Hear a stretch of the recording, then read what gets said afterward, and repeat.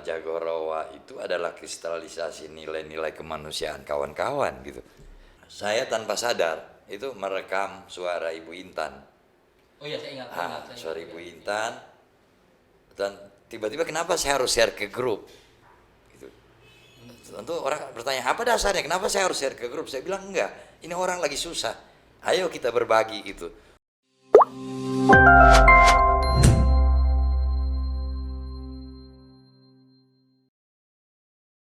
Ya, teman-teman, kita ketemu lagi di Cuma Podcast dan malam ini tamu kita Nudin. Tapi saya biasanya lebih akrab dan lebih nyaman panggil Paduka. Boleh ya? Wih, terserah lah. Siap. Artinya kita memulai memerdekakan untuk memanggil itu kan Aduh. istilah aja gitu. Aduh, Biar lebih akrab. baru mulai sudah Mananya. agak berat.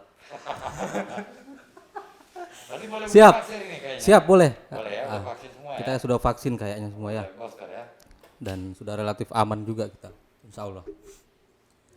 Oke teman-teman, saya yakin banyak yang sudah tahu, tapi mungkin penjelasan sedikit.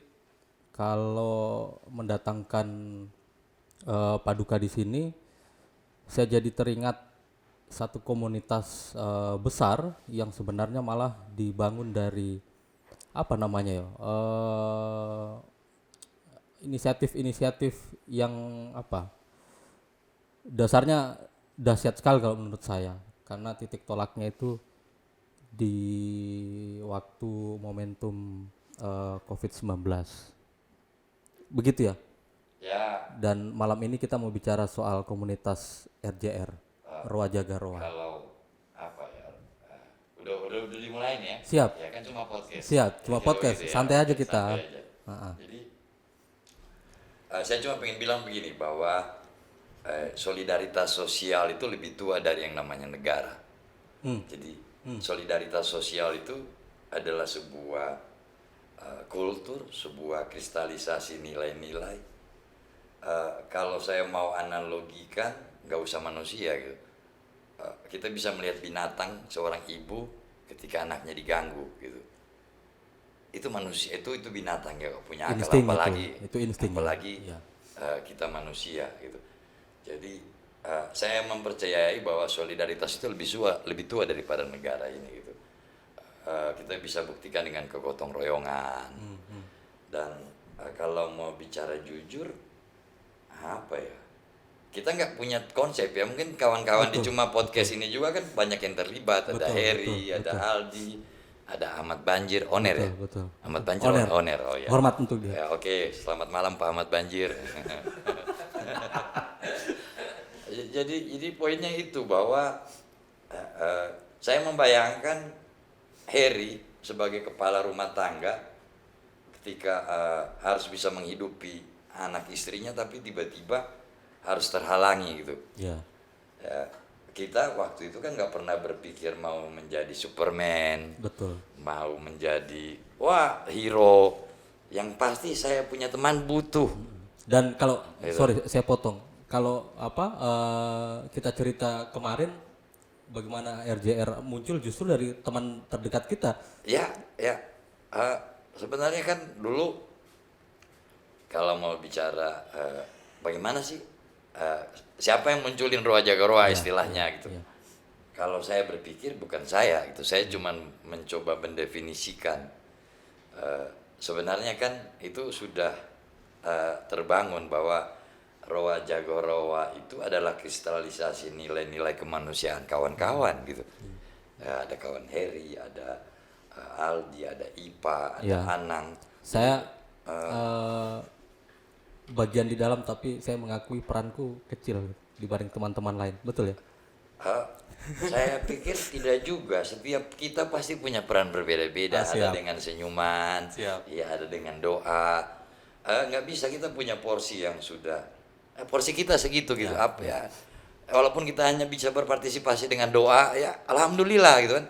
Jadi apapun bentuk partisipasi itu bukan pada konteks material gitu. Akumulasinya Ya, tapi pada supporting moral. Itu sudah alhamdulillah gitu. Dan saya percaya bahwa walaupun kawan-kawan tidak hadir, ada yang lebih yang dari jauh mendoakan. Itu punya implikasi luar biasa, semangat buat kita untuk kerja gitu. Jadi apa ya? Kalau saya sederhana mengatakan bahwa kemanusiaan itu magnet. Betul. Magnet. Iya, itu yang Ya, saya setuju. Di RJR kan yang paling kelihatan, bahkan mungkin kalau saya pribadi lihat, saya sampai sekarang tidak tahu siapa koordinator atau ketuanya gitu ya. Tidak ada koordinator. Tapi menjadi dahsyat ketika misalnya ada kasus misalnya, tiba-tiba semua bergerak gitu mengambil posisinya masing-masing gitu ya. Asik sekali kelihatan dan fleksibel gitu ya.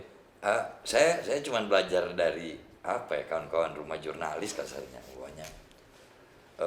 Ketika bencana umpamanya ya, itu menjadikan pos informasi biar informasi tidak menjadi bencana gitu kan.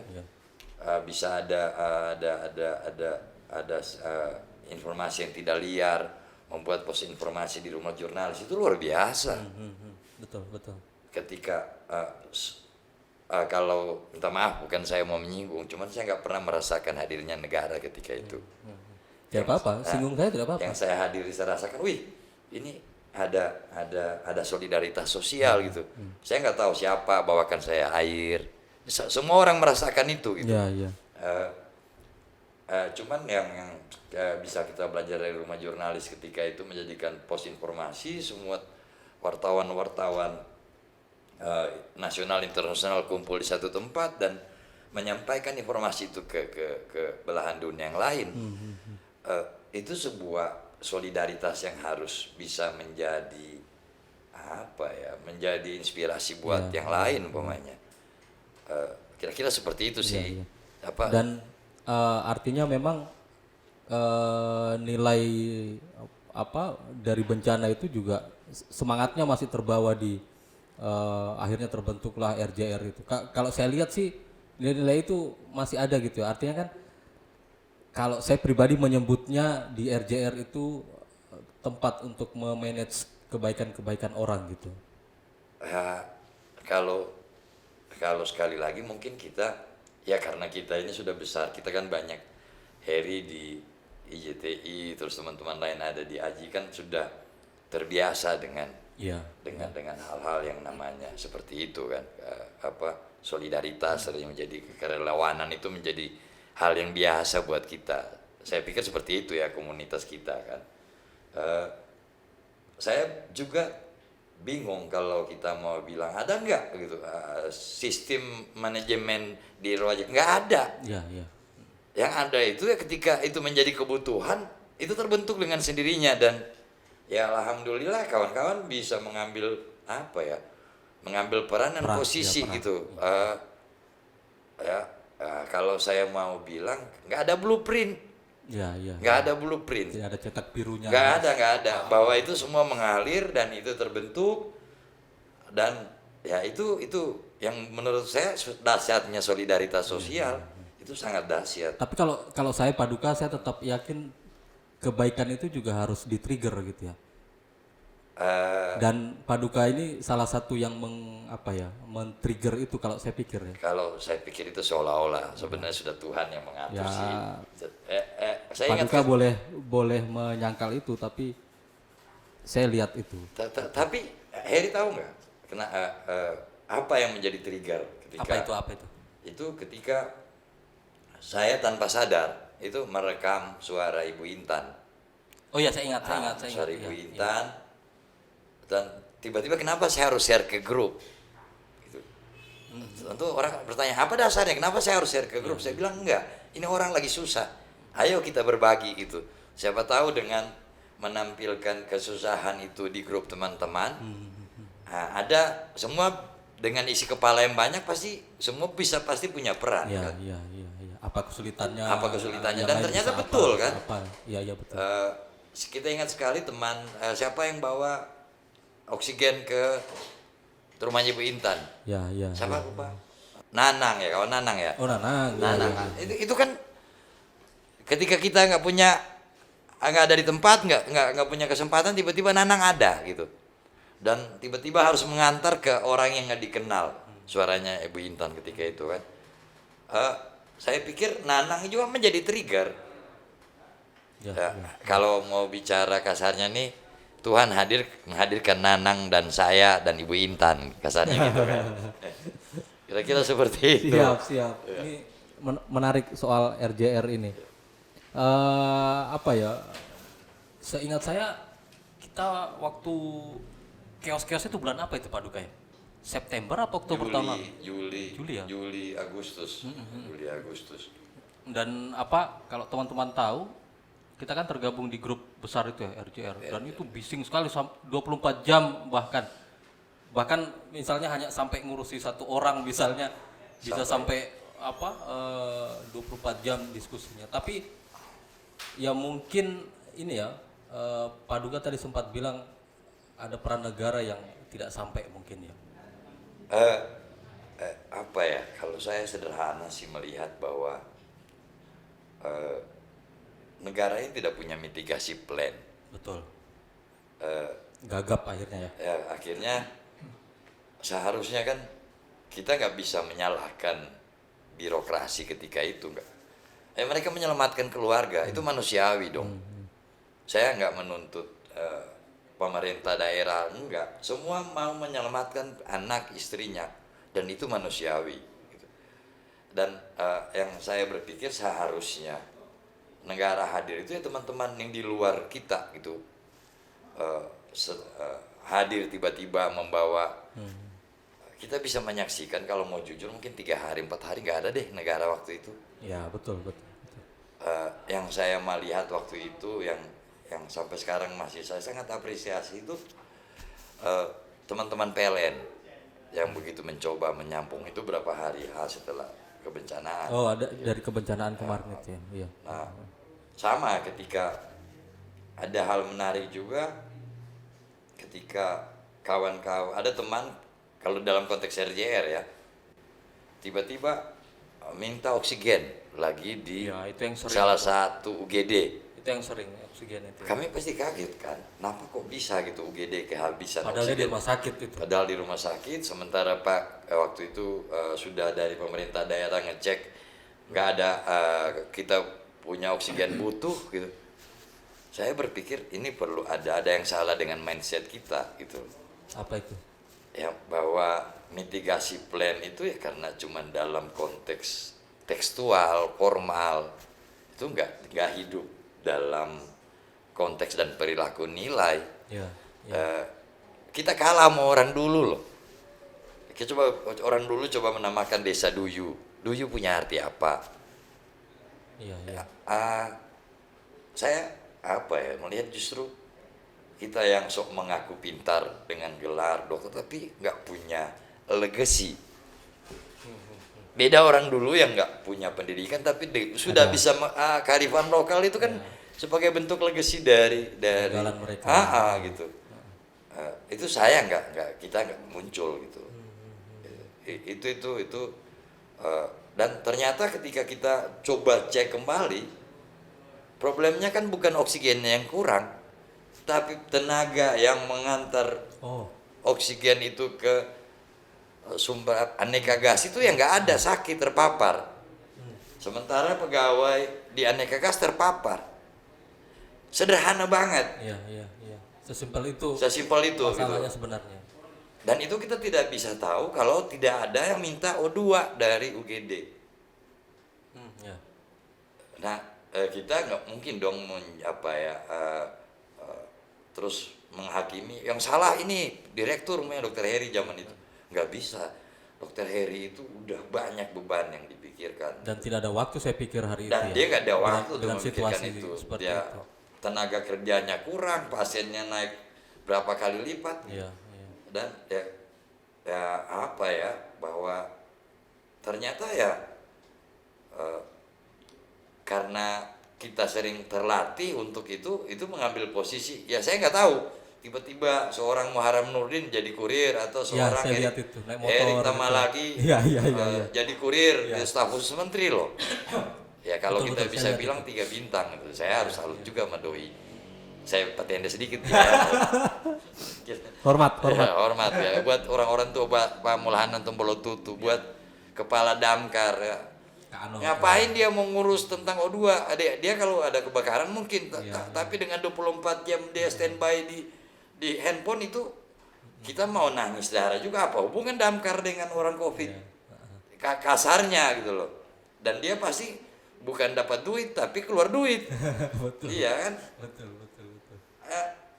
Ada hal yang luar biasa kan sebenarnya, bahwa Mas Heri tahu dong, kita memulai itu dengan 10 jari. Iya, dengan keringat. Betul. Kita nggak punya duit loh. Saya merasa bangga karena saya termasuk dari sedikit orang yang tahu dari awal gitu ya. Iya. Dan diajak teman untuk, saya ingat saya pertama kita zoom atau apa ya, pokoknya virtual lah, bahas satu isu soal COVID dari teman kita. Akhirnya yang dahsyatnya dari situ berkembang, jejaringnya semakin luas, dan sampai pada titik saya sempat apa ya, bukan pesimis sih Pak Duka, sorry, tapi agak ini apa namanya, apa orang kalau bilang bagara lah, sebelah apa juga RJR ini semua diurus, sampai makanan juga diurus itu ya. Hari itu antar makanan, pasien harus apa, isolasi mandiri. Jadi sebenarnya kan banyak hal gitu ya, yang kalau kita bicara, kenapa sih sampai kita harus menghidupi orang? Target kita awal kan orang susah. Ya, tukang parkir, pemulung sampah, yang mau tidak mau dia harus keluar untuk memberi makan gitu. Cuman untuk mengidentifikasi itu pasti butuh proses dan butuh resource ketika itu. Sebelum kita bisa mengidentifikasi, loh ini ternyata ada orang yang orang mampu juga yang nggak bisa berbuat apa-apa gitu. Tapi kan kita semua mengalir. Kalau mau bicara gimana sih pembagian peran, ada nggak kita? Nggak ada. Iya betul. Ya, seorang tiba-tiba hari ini Katoni punya peran ini gitu, tiba-tiba namanya Mas Heri punya peran ini gitu.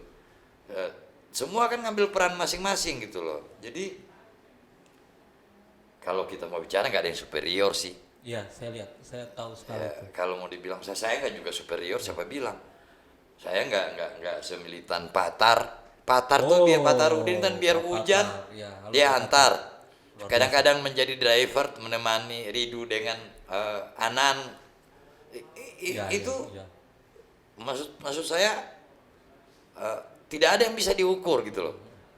Makanya saya bilang tadi di awal bahwa dengan senyuman aja udah luar biasa gitu. Luar biasa. Tapi kan sorry, saya balik tadi dengan apa, saya bilang tadi saya sempat pesimis, tapi akhirnya saya sadar lagi bahwa ternyata memang kalau konteksnya penanganan COVID hari itu ya, memang ya bukan hanya penyakitnya saja ternyata yang harus diintervensi, tapi juga bagaimana kesehariannya, sampai sedetail itu loh teman-teman RJR hari itu memikirkan. Ada beberapa hal yang mungkin saya tidak pernah cerita, itu hanya milik beberapa teman-teman aja waktu itu.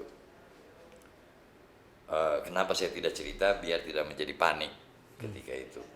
Saya ingat sekali itu hanya berapa orang, Balo, Muhammad Iqbal, Joshua, Pipin,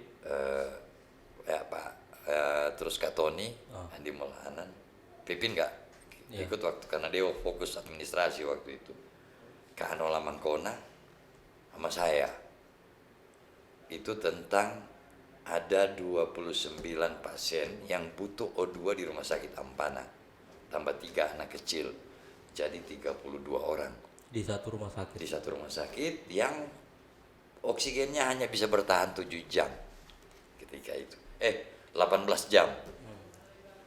Sementara kita sudah dapat informasi pasokan dari Makassar mau ke Luk itu akan terhenti. Coba bayangkan ketidakmampuan kita, bagaimana kita membayangkan kejadian di Jogja gitu. Kita punya ketakutan seperti itu gitu. Sampai apa ya?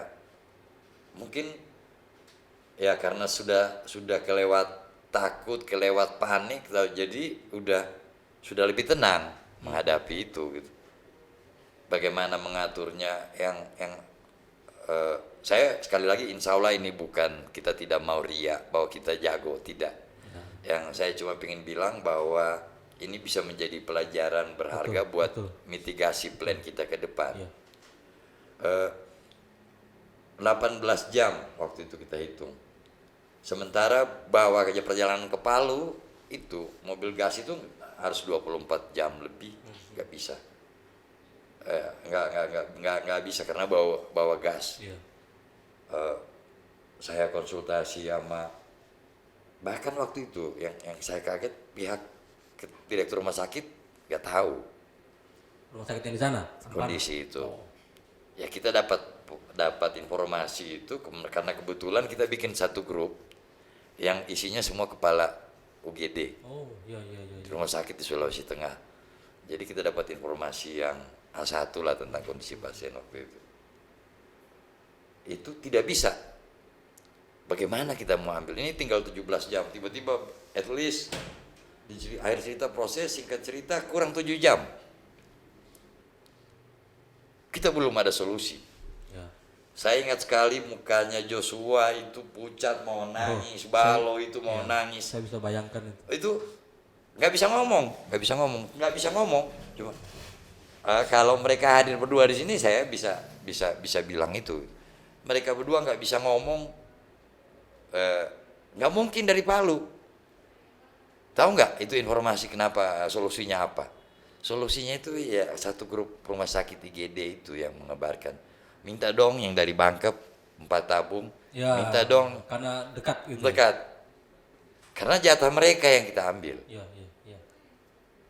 Itu luar biasa. Akhirnya berhasil. Alhamdulillah Dari- bertambah. Tetapi ini belum habis gitu. Itu setelah kurang perjalanan loop Tojo Ampana itu sekitar 4 jam ya, taruhlah 5 jam 6 jam. Itu 7 jam itu kita bayangkan udah nggak mungkin. Di last minute alhamdulillah terkumpul. Kita harus apresiasi juga kepada kepala Nek Gasluk zaman ketika itu ya. Itu tapi yang paling sebenarnya pihak birokrasi harus memberi apresiasi luar biasa itu kepada kawan-kawan BPBD yang kalau kita bilang penyambung napas. Mereka setiap hari mengurusi 400 tabung Mereka yang mobile gitu ya. mobile. Antar jemput. Dan saya berharap Pak Gubernur kalau bisa nonton hari ini ya tolong teman-teman BPBD yang bertugas ketika itu mendistribusikan oksigen ke Kabupaten Touna, ke Parigi, ke Sigi, dan setiap malam itu belum ada loh. Saya hari ini yang kita cuma diberi apresiasi cuma Rawa Jaga Rawa aja. Tapi bagi saya bukan itu mereka loh penting gitu. Ya, semangat mereka itu kan yang apa ya, kalau kita mau bicara jujur yang bertahan hari ini kan semangat aja. Iya, betul itu yang saya lihat juga. Semangat aja. Ya kalau kita mau bicara Rawa Jaga Rawa mana punya kantor? Nggak ada. Orang di kantor nggak ada karena sibuk masing-masing kan. Dan saya yakin tapi ketika lusa masyarakat butuh pasti kita kumpul semua. Yang menarik juga itu tadi yang kita bahas sampai mengurusi dapur pasien di rumah. Nah akhirnya kan dari situ saya pribadi lihat bahwa memang bukan soal penyakitnya ya, bukan melulu soal penyakitnya mungkin Pak Duka, tapi soal memberi jaminan ke orang yang sakit itu jauh lebih penting sebenarnya ya. Iya psikologi ya. Iya itu. Dia terkurung di rumah. Ya kadang-kadang bukan penyakitnya yang membunuh dia, tapi kekhawatirannya itu saya makan apa gitu, saya dapat apa gitu. Saya mungkin masih ada kenal Sapri nggak? Tahu. Sapri ini kan kelihatan keras di muka aja, Iya, mukanya betul. keras. Kalau nggak ada yang kenal Sapri Laupa, mungkin dia apa ya, ajudannya sekprinya Pak Gub sekarang. Iya. Itu kawan lama saya. Ternyata kakaknya COVID, dia nangis, nggak bisa bikin apa-apa. Mau gimana lu? Nggak ada jabatan di situ gitu. Iya. Ya akhirnya kan kita bukan mau mengambil peran, tapi kita tiap 10 menit kita telepon, gimana Kak, sehat Kak? Ya kita janji lagi memberi semangat dia, dan tugas kita kan ya jam-jam segitu, dari atas jam 7 malam sampai jam 7 pagi. Ya, kebetulan kan kita orang bilang bukan I'm not morning person kan. Iya. Ya, kita manusia malam kan. Kelelawar. Hal seperti itu sebenarnya Her. Jadi apa ya? Eh, kita banyak hal. Yang pertama tadi kita kalah sama orang dulu Ya, tentang legacy itu. Yang kedua kita harus coba merawat ingatan masyarakat terhadap bagaimana sih ketika ada bencana, ya, bagaimana sih harusnya kita membawa belajar ya mengenai itu. itu. Yang ketiga sebenarnya itu tadi solidaritas sosial itu nggak ada blueprintnya. Kalau saya satu lagi Pak Duka yang sekali lagi saya harus ulang bahwa semua orang itu pada dasarnya baik, hanya harus di-trigger kadang-kadang ya. Entah apa triggernya itu saya tidak tahu, tapi akhirnya orang menemukan bahwa oke, saya harus berbuat juga. Tapi harus ada trigger. Kalau saya itu ya Kalau mungkin kalau analoginya sederhana begini ya, saya pengen cerita begini aja, sederhananya sih ya. Eh, ada satu tamu ya, kita istilahkan tamu ya. Dia bilang kita dampingin, kebetulan dia salah satu pasien pertama awal kita. Saya nggak usah sebutkan namanya gitu. Dia berbilang sama saya, apa yang bisa saya beri kak? ya. Pak, saya punya duit, saya punya ini gitu, tolong diambil gitu. Saya bilang nggak usah, saya nggak penting, karena waktu itu saya menemani dia setiap malam dari jam 11 malam sampai jam 4 subuh menenangkan dia gitu. Saya bilang cuma satu hal aja, ketika saya ada, apa yang ibu rasa bahagia, nah tolong dibagi kebahagiaan itu buat ke orang gitu. Membagi rasa bahagia gitu loh kasarnya. Nah dan itu menjadi trigger buat dia gitu. Betul. Itu loh. Apa dan soal trigger tadi itu, saya lihat teman-teman RJR kan memang cair gitu. Maksudnya sampai sekarang pun soal siapa koordinatornya, ketuanya kan tidak ada gitu. Artinya kan yang saya lihat trigger itu bukan memerintah tapi Keterpanggilan ya, memperlihatkan, keterpanggilan gitu. Enggak apa ya? namanya ya kerja terpanggil gitu ya, sehingga semangat itu yang Ini saya kejadian lihat tadi sore loh terbagi. ya. Kejadian tadi sore loh. Ownernya ini Palu. Harusnya ownernya saya ini tahu. Palu saya harus bilang walaupun dia berduka. Ya. Dani punya kakak, Ya saya tahu, saya lihat ya. punya oksigen gitu. Ya karena nggak ada tabung, bagaimana caranya ya kita bawa konsentrator yang ada di sekret. Ya kebetulan yang ada waktu itu saya Palu sama Pipin, ya kita bertiga ngangkat. Saya sama Pipin jadi mantri, Balo jadi dokter, jadi waktu itu tadi Oke, udah oke, kita, oke. tapi ya walaupun mungkin almarhumah hanya bisa menggunakan 2 jam, tapi ada rasa bahagia gitu loh. Paling tidak di usia detik-detik terakhir kami masih bisa membantu Betul. almarhumah gitu. Ya luar biasa. Hal seperti itu tadi momennya tanpa sadar ketika Pipin post di story, Ilo anaknya Saya lihat juga ya, masuk rumah saya lihat di sakit Facebook gitu. tadi Ilo. Dan Madani ya di Madani. di rumah sakit Madani. Kebetulan kita ada nebulizer. Itu hal semua yang sifatnya spontanitas, nggak ada yang iya, kita atur. Mas Heri tugas hari ini, Ya, itu. Aldi tugas hari ini nggak Tidak ada. nggak ada. Betul. Semua kan mengalir. Ah. Apa ya, kalau Asik. kalau saya percaya ya karena kita satu frekuensi kali ya. Ya mungkin. Yoi. Tapi kan akhirnya bukan di circle-nya kita. Semangat itu kan misalnya ada orang yang punya warung, kalau saya tidak salah di Palolo atau di mana Iya, yang akhirnya dia mendonasikan makanan misalnya, atau orang-orang lain mendonasikan apa-apa. yang Luar biasa itu. yang kita harus yakini bahwa semangat kristalisasi nilai itu kan bisa kita lempar ke wilayah lain gitu, ke orang lain, dia akan seperti wabah. Kan sebenarnya wabah virus COVID itu harus kita lawan dengan wabah kemanusiaan, dengan solidaritas sosial itu gitu. Tanpa itu nggak bisa. Bagaimana wabah wabah kebaikan ini menjadi lebih besar daripada wabah penyakit itu sendiri umpamanya. Dan kalau orang bilang kenapa bisa hadir di Sigi, kenapa bisa hadir di Parigi, Ya betul ada di Sigi. kenapa bisa hadir di Touna, kenapa bisa hadir di Luk atau di tempat lain, Kak? Apa ya? itu semangat tadi Betul, ya, betul. Mas Her. Ha-ha. Jadi nggak ada yang bisa memenjarakan semangat, nggak ada yang bisa memenjarakan nilai. Dia akan nggak ada gitu, nggak ada yang bisa menyekat itu gitu.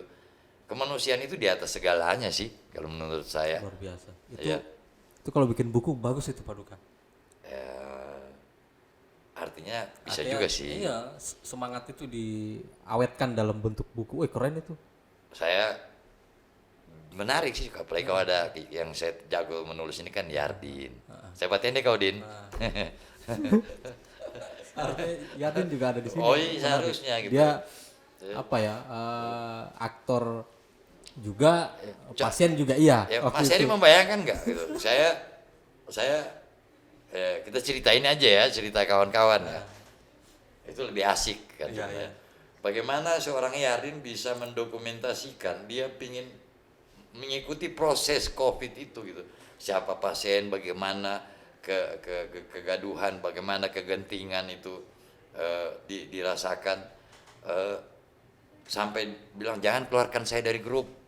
Ya, ya. Karena kan komitmen Waktu kita dia parah-parahnya itu ya, saya ingat saya. bahwa kalau ada yang sakit, yang kita pasti kick, Ya. kita Oh keluarin. iya, untuk teman-teman juga memang waktu itu semua kawan-kawan yang dalam grup RJR itu begitu dia terpapar COVID dan parah Pak Duka ya, dengan terpaksa dikeluarkan untuk jaga psikologisnya juga.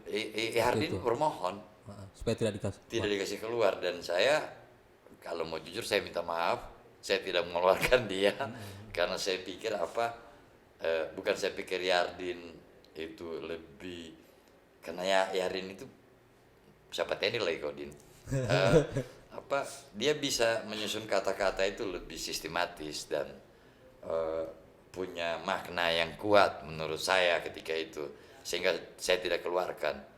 Tapi pada dasarnya saya sudah keluarkan, tapi saya add lagi. Yadin itu memang kalau soal menulis sudah kayak insting. Di rumah sakit dirawat dia sempat menulis itu. Nah itu Foto pasien, ya, kondisinya seperti apa.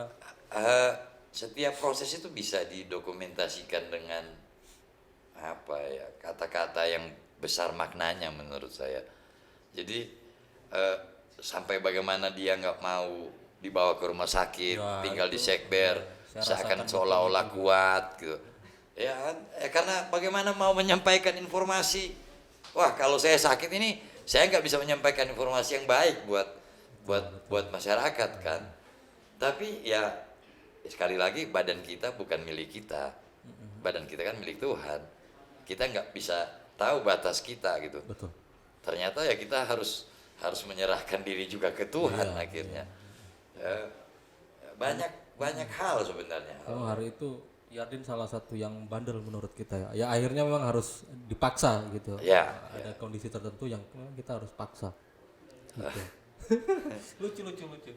Sampai misalnya cerita lucu juga, kan teman-teman ini kan kebanyakan yang jadi relawan ini kan tidak punya basic tenaga kesehatan gitu ya, skill tenaga kesehatan. Sampai pada titik misalnya teman-teman RJR melihat perlu kawan-kawan ini dibekali dengan kemampuan, sampai misalnya ada pelatihan bagaimana menggunakan APD, menangani pasien COVID. Itu kan lucu dan asik gitu kelihatan.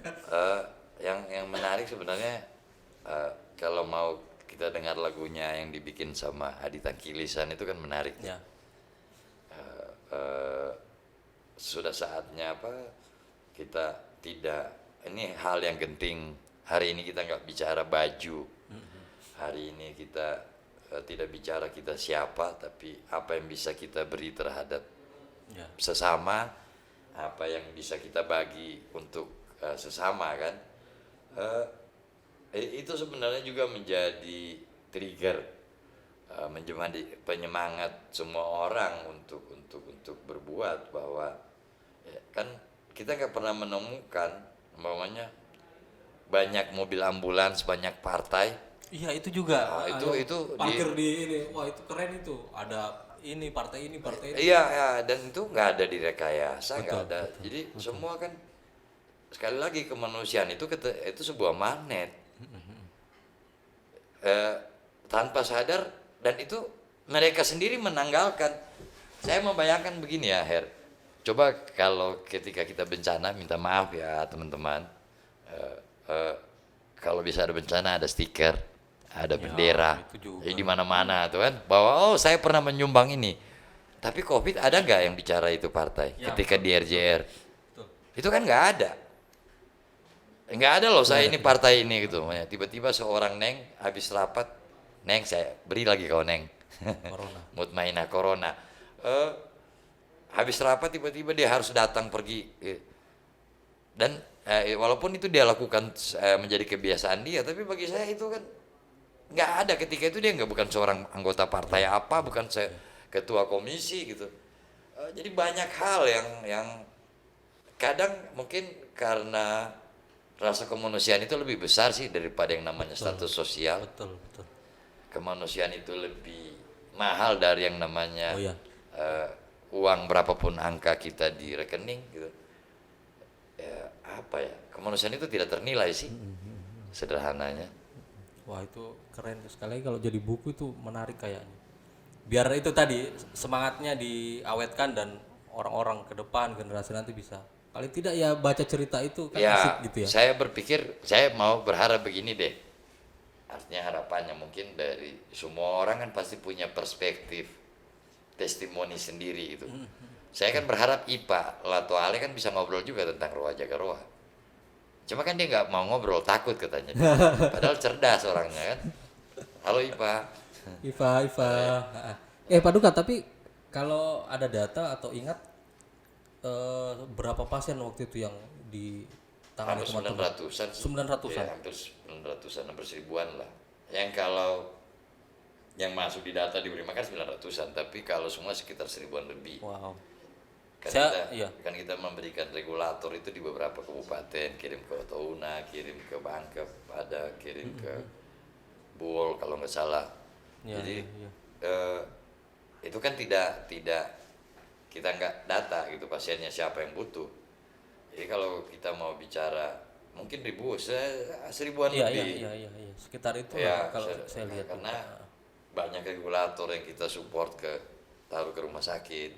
Tapi saya yang penting kalau saya lihat dari jumlah itu kan kita bisa membayangkan kalau yang 1000 itu tidak tertangani misalnya ya, itu kan bisa menyebar dan mungkin juga dampaknya dahsyat juga. Artinya di titik itu sebenarnya peran teman-teman Roa Jaga Roa juga vital juga, luar biasa menurut saya. Kalau bukan juga kita mau bicara, tapi kan semuanya Tuhan yang ngatur. Ya, kan tadi kita bahas, tadi kita sempat obrolkan kan soal ada gap Oh, iya, pemerintah dan pasiennya gitu ya. Artinya di gap itu teman-teman RJR masuk dan Ya, sebenarnya ambil peran. disparitas itu kan Ya, jauh sekali gitu kan, bahwa selama ini kan nggak ada wabah, kita nggak terlatih. betul, iya. Coba bayangkan, saya membayangkan satu pasien, satu puskesmas itu cuma 30%. Pasien membludak jadi 400%. Kolaps. Bagaimana gitu. Sementara 30% ini harus berperan bagi A, B, C, D tugasnya. Belum harus berpikir kesehatan sendiri tenaga belum medisnya. kesehatan sendiri. Dan kita itu kan banyak organisasi, padahal orangnya itu aja. Kenapa RJR itu bisa hadir ya ketika itu gitu. Banyak lembaga, banyak seakan-akan bertugas, tapi orangnya itu kesian gitu. Dan kita hadir juga ya karena kebutuhan sih sebenarnya ya. Masyarakat butuh dan bukan kita juga yang atur kita jago, tapi orang bilang jadi sendiri Ya setelah betul. jadi sendiri. Betul. Ya, tapi sudah ada dasarnya paling tidak kan, nggak Kemauan itu pun menurut saya dasar juga. Tinggalkan dibentuk nanti mau apa. iya Ya, sih, gitu ya. iya sih. Nah, saya dengar juga ya mungkin masih RJR tapi ada ada bahasanya berubah atau apa. Saya dengar ada sedang garap rumah apa. Oh iya, itu kemarin sih. Rumah sehat rakyat virtual ya. Jadi saya tidak, kalau saya memuji diri sendiri kan orang bilang namangu, ya. Jadi saya cuma meminjam istilahnya Mbak Irma. Mbak Irma itu CEO-nya Lapor Covid. Oh iya. Dia terinspirasi dari cerita-cerita kita gitu. ceritanya Nenek Muhyiddin, cerita saya ke Mbak Irma tentang bagaimana roa jaga roa, bagaimana mensinergikan. Sebenarnya kan kita cuma menjadi hub, kita ini hub penghubung gitu. Di antara ini ada kesenjangan gitu loh, kita menjadi jembatan. Dan ya kalau mau jujur ya dia bilang, saya cuma mengulang, ya kami terinspirasi sama teman-teman gitu. Nah itu tuh. Saya juga Keren. sangat sempat kaget juga acara kemarin di TVRI, beliau ngomong seperti itu gitu. Apa ya, masa sih kita sedahsyat itu gitu tanpa sadar. Tapi Kalau saya tidak kaget. dan benar bahwa apa ya, belajar dari pengalaman masyarakat di Jakarta aja ketika itu tidak mendapatkan akses pelayanan yang prima di Jakarta, ibu kota negara. Yang kita bayangkan infrastruktur kesehatannya luar biasa. Kesehatan luar biasa, tapi kan nggak bisa, kolaps. Apalagi kita di Sulawesi Tengah. Betul. Saya itu sempat nangis dan stres, nangis dan saya keluar air nangis sama Kak Tony. Saya bilang, Kak Ton, saya nggak membayangkan ini terjadi di daerah kepulauan gitu loh. Iya, betul. Dan bagaimana kita membawa tabung oksigen ke sana gitu loh. Lama itu. Saya membayangkan itu, alhamdulillah itu tidak terjadi gitu. Tapi saya bukan kita mau mendoakan itu terjadi, tapi seandainya itu terjadi dan kebetulan kena COVID banyak di sana, saya nggak tahu apa yang terjadi gitu. Bukan kita mau mendoakan gitu, tapi paling tidak kita punya mitigasi plan atas itu. Saya kadang ketawa juga sih, kok apa ya, kita bicara lagi mindset kali ya. Mindset ya. Mindset itu penting di kalau kata Adi Tangkilisan dalam lagunya tuh, akal sehat itu tidak mati, dia cuma tidur. Ya, jadi harus dibangunin gitu loh. Woi, bangun dong. Jangan jadi refnya itu. Jadi akal sehat tidak pernah mati, dia hanya tidur gitu katanya. Ya, jadi saya ikut satu rapat ketika itu, saya mengusulkan dengan Balo, Pak, bisa diberikan buffer sound dong untuk oksigen. Diketawain kita. Saya nggak usah bilang lah, salah satu kepala dinas yang bertanggung jawab terhadap itu. Oh, nggak perlu apa? Saya bilang, bayangkan, dia nggak bisa hitung berapa jumlah masyarakat kita, berapa kalau yang kena COVID, dengan kebutuhan oksigen, masa nggak bisa dihitung ketersediaan? Betul. Masa nggak bisa bikin buffer zone? Ya karena apa ya? Karena nggak punya mindset tentang mitigasi plan. Tidak punya mindset, akhirnya merasa mampu gitu Ya, ya. ya bisa jadi Oke seperti lah, itu. ya, memang begitulah. Atau begini aja, Her. Coba kadang-kadang kita gini ya. Atau kita, harapan kita sebenarnya kayak gini. Itu Bandung kan, itu banyak ahli geologi loh ya. Ya. ITB loh ya, geologi. Coba tanya kabupatennya ada nggak contingency plan kebencanaan. Sementara patahan Lembang itu masih aktif dan tinggal tunggu waktu. Punya nggak mereka? Yang katanya bisa picu megatrust itu. Iya, coba. Artinya pelajaran nih. Harapan kita kan apa yang kita rasakan di Palu tidak terulang di Bandung. Dan ini bukan doa, tapi ini rasional, tinggal nunggu waktu. Betul. Dan ada contingency plan nggak atas itu? Nggak ada kalau saya yakin. Betul. Penting padahal itu ya. Kita sudah pernah rasa itu. Oh iya. Bagaimana tidak punya skenario bagus. Ya paling tidak kita memberi motivasi deh kepada pemerintah, kepada negara, kepada pemerintah daerah, Jawa Barat mungkin kan. Ada nggak contingency plan ketika kalau patahan sesar Lembang itu bergerak gitu. Wow, saya bisa bayangkan chaos sekali itu. Nah, saya berharap itu nggak terjadi di apa yang kita rasakan nggak terulang gitu loh. Ya. Ya kita kan cuman apa ya, Mas Yadi kan kita nggak mau perasaan apa yang kita rasakan itu dirasakan sama saudara kita di sana. Jangan. Itu kan poinnya sebenarnya.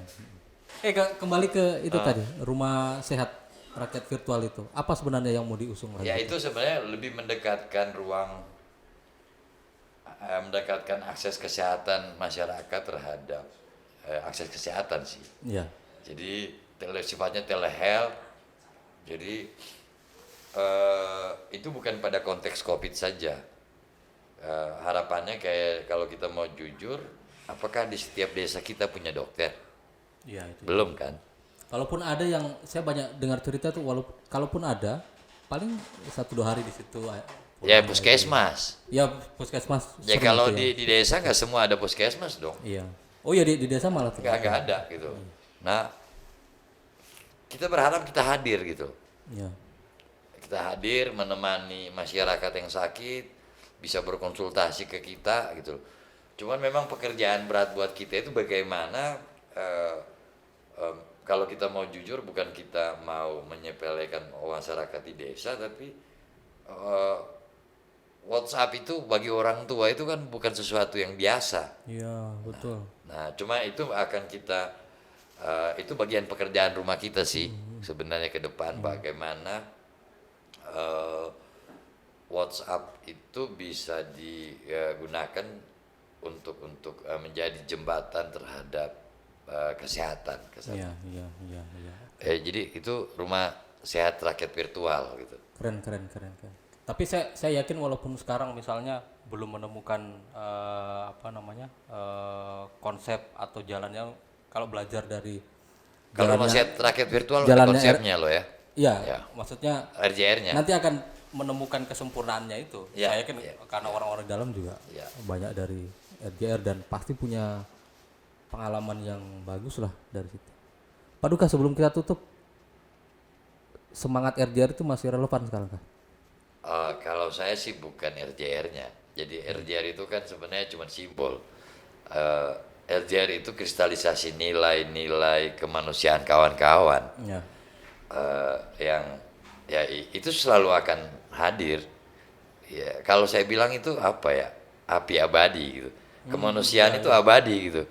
Kemanusiaan itu nggak bisa dibunuh. Kemanusiaan itu nggak bisa di penjara, nggak bisa dimatikan. Kemanusiaan itu abadi dan dia bebas. Betul. Kemanusiaan itu paling merdeka, gitu. Menurut saya sih. Ya. Dan dia pasti akan muncul itu. Dan setiap manusia punya itu. Siap. Ya. Setuju. Oke, Pak Duka. Ini ngobrolnya berapa SKS ini? Kayak kuliah ini filsafat dari RJR. Sebenarnya kan saya cuman membahasakan apa yang Mas Heri lakukan. Kira-kira begitu kan? Saya beri lagi kau toh. Masuk. Oke teman-teman, kita ketemu lagi dengan narasumber Terima kasih. yang asik.